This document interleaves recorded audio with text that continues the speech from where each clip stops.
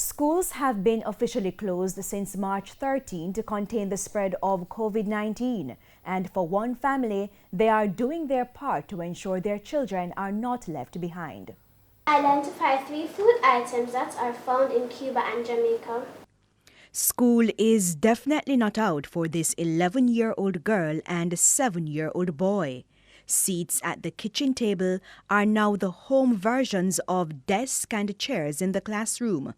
Mom, Donette Williams, is a language arts teacher by profession. At home, she's the principal.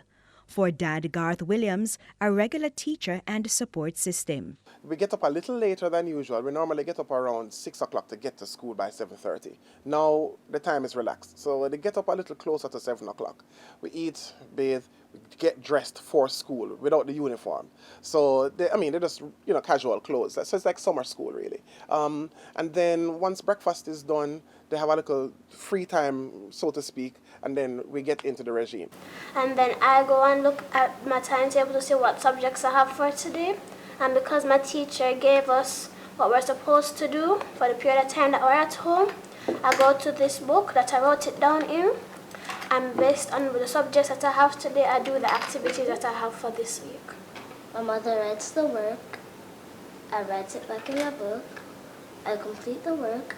I go to a different subject until I'm done with all the subjects. Keeping in touch with teachers is key. We are learning about double-digit subtraction in this video. Technology is being utilized as lessons are submitted and clarified via phone calls, emails, and WhatsApp.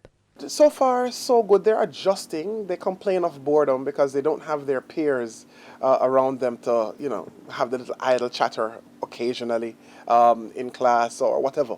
I don't want them to be out of the routine that they have for school, so I try as best as I can to stick to the timetable that they work with at school. So I try to give breaks at the same time that they would get break. It might be a little longer. Anyhow.